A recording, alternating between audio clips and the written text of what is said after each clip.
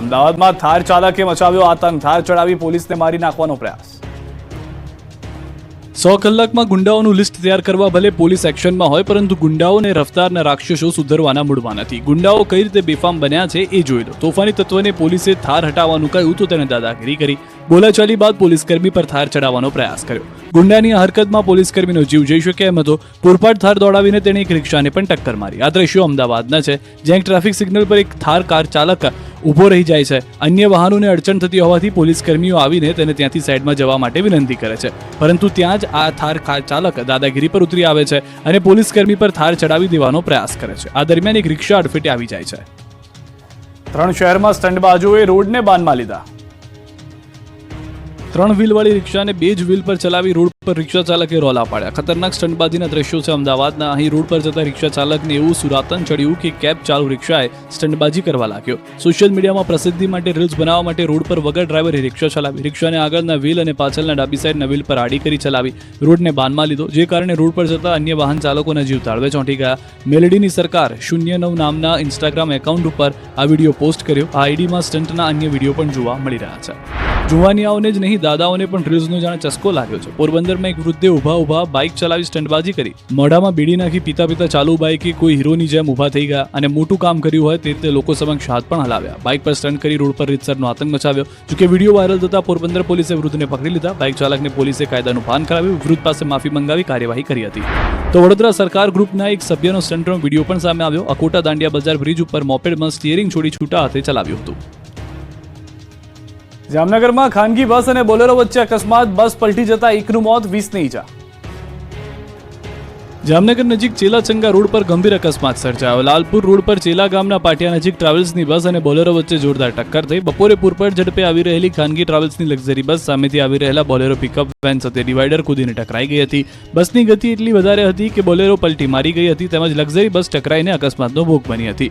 જે અકસ્માતમાં બોલેરોના ચાલક મોટા થાવરિયા ગામના જસ્મીન તાળાનું ઘટના સ્થળે જ કરુણ મૃત્યુ નીપજ્યું હતું, જ્યારે બસમાં સવાર 20ને ઈજા પહોંચી હતી। તમામ ઘાયલોને 108 એમ્બ્યુલન્સ મારફતે જામનગરની જીજી હોસ્પિટલ સારવાર માટે ખસેડવામાં આવ્યા। અકસ્માતની જાણ થતાં જ પંચકોશી બી ડિવિઝન પોલીસની ટીમ ઘટના સ્થળે પહોંચી ગઈ હતી। અકસ્માતને કારણે વિસ્તારમાં ટ્રાફિક જામની સ્થિતિ સર્જાઈ હતી, જેને પોલીસે નિયંત્રણમાં લીધી હતી। બીજી તરફ શામળાજીના મેરાવાડા નજીક એસટી બસને અકસ્માત નડ્યો। અમદાવાદ બાંસવાડા બસ નેશનલ હાઈવે રોડની સાઈડમાં ખાબકી હતી, જેથી બસમાં સવાર મુસાફરોના જીવ અદ્ધર થઈ ગયા હતા। સુરતના કામરેજમાં કાર નહેરમાં ખાબકી, ચાલકનો આબાદ બચાવ। સુરતના કામરેજ તાલુકામાં નહેરમાં કાર ખાબકી હતી। વલથાણ ગામ પાસે સુરત તરફ જઈ રહેલી કાર નહેરમાં ખાબકી હતી। કાર ચાલકે સ્ટીયરિંગ પરનો કાબુ ગુમાવતા અકસ્માત સર્જાયો હતો। સદનસીબે નહેરમાં પાણીનું સ્તર ઓછું હોવાથી કાર ચાલક પોતાની જાતે બહાર નીકળી શક્યો હતો। ઘટનાની જાણ થતાં આસપાસના લોકોના ટોળેટોળા ઘટના સ્થળે એકઠા થયા હતા। સ્થાનિક તંત્ર દ્વારા ક્રેન બોલાવીને કારને નહેરમાંથી બહાર કાઢવામાં આવી હતી। અકસ્માતમાં કારને નુકસાન થયું હતું, પરંતુ કોઈ જાનહાની ન થતાં સૌએ રાહતનો શ્વાસ લીધો હતો। ગુજરાતના વિવિધ શહેરોમાં આગે મચાવ્યું તાંડવ। ગુજરાતના વિવિધ શહેરોમાં આગે તાંડવ મચાવ્યું। ઉત્તર ગુજરાત હોય કે મધ્ય અને દક્ષિણ ગુજરાત, આગથી દોડધામ મચી ગઈ। સૌથી પહેલા વડોદરાના દ્રશ્યો જોઈ લો। વડોદરા શહેર બહારથી પસાર થતા નેશનલ હાઈવે પર વાઘોડિયા ચોકડી પાસે કપુરાઈ 4 રસ્તા પાસે આવેલા વિરાટ એસ્ટેટ સહિત ભંગારના ગોડાઉનમાંથી વહેલી સવારે આગ ફાટી નીકળી હતી। આ બનાવની જાણ ફાયર બ્રિગેડને કરવામાં આવતા જવાનો ઘટના સ્થળે દોડી ગયા હતા। 20થી વધુ ફાયર ફાઈટરોએ ચારે બાજુથી પાણીનો મારો ચલાવી 3 કલાકની જહેમત બાદ આગ પર કાબુ મેળવ્યો હતો। પ્લાસ્ટિકના ભંગારના ખુલ્લા ગોડાઉનમાં આગ ફાટી નીકળતા આસપાસના લોકો ડરી ગયા હતા। ધુમાડાના ગોટેગોટાથી આકાશ ભરાયું હતું। દૂર દૂર સુધી ધુમાડાના ગોટેગોટા દેખાયા હતા, જેથી લોકોનો જમાવડો થઈ ગયો હતો। પ્લાસ્ટિકનો જથ્થો હોવાથી આગ ઝડપથી પ્રસરી હતી અને ભંગારનો તમામ સામાન બળીને ખાખ થઈ ગયો। તો વડોદરાના જ વાઘોડિયામાં માળોદર રોડ પર વૃક્ષમાં આગ લાગતા અફરાતફરી મચી ગઈ। વૃક્ષમાં કોઈ કારણસર આગ લાગવાની ઘટના બનતા લીલુંછમ વૃક્ષ ભડકે બળ્યું। વડના પોલાણમાંથી આગની જ્વાળાઓ ઊંચે ઉઠી હતી। વૃક્ષમાં લાગેલી અચાનક આગે વાહન ચાલકોને ભયભીત કર્યા હતા। ખાનગી કંપનીના ફાયર ફાઈટર્સ દ્વારા આગ પર કાબુ મેળવવામાં આવ્યો હતો। ઘટનાની જાણ થતાં વાઘોડિયા પોલીસને થતાં પોલીસ ઘટના સ્થળે દોડી આવી હતી અને વાહનોની અવરજવર બંધ કરાવી હતી। ધ બર્નિંગ ટ્રકના દ્રશ્યો છે જામ ખંભાળિયાના। દેવભૂમિ દ્વારકાના ખંભાળિયાના જેવી દેવળિયા ગામે ઘાસચારો ભરેલા ટ્રકમાં ભીષણ આગ લાગી હતી। ઘાસચારો ભરેલ ટ્રકમાં અચાનક આગની જ્વાળાઓ લપેટાયેલી જોવા મળી। ટ્રકમાં શોર્ટ સર્કિટના કારણે આગ લાગતા જ થોડીવારમાં ટ્રકમાં ઘાસચારો પણ બળીને ખાખ થઈ ગયો હતો। ઘટનાની જાણ થતાં જ સ્થાનિક લોકો પણ એકઠા થઈ ગયા હતા અને આગ પર કાબુ મેળવવા માટે પાણીનો મારો ચલાવ્યો હતો।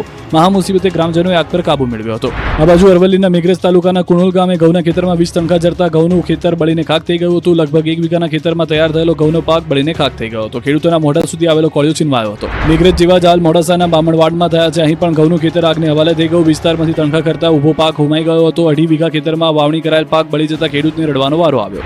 તો વિસનગર તાલુકાના બાસણા ગામની સીમમાં ઘઉંના ખેતરમાં આગ લાગી. ઘઉંના ઉભા પાક પર વીજ વાયર તૂટી પડતા આગ લાગવાની ઘટના બની. પ્રતાપ ચૌધરી નામના ખેડૂતના ખેતરમાં આગ લાગતા ઘઉંનો જથ્થો બળીને ખાક થઈ ગયો. મહેસાણા ફાયર વિભાગની ટીમે કામગીરી હાથ ધરી. રાજકોટમાં ઇલેક્ટ્રિક પેનલમાંથી 2472 બોટલ દારૂ નીકળ્યો.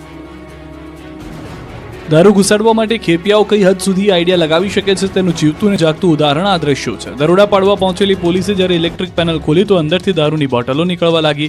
આ દ્રશ્યો જોઈને ખુદ પોલીસ પણ ચોંકી ગઈ. રાજકોટમાં એક ખાનગી ટ્રાવેલ્સમાં આ રીતે ઇલેક્ટ્રિક પેનલમાં સંતાડીને આ દારૂ વાપીથી લાવવામાં આવ્યો હોવાનો ખુલાસો થયો. પોલીસે એક બાદ એક પેનલ ખોલતા અંદરથી 2472 બોટલ નીકળી. દારૂનો જથ્થો જપ્ત કરીને પોલીસે કાયદેસરની કાર્યવાહી શરૂ કરી. અમદાવાદમાં મેઘ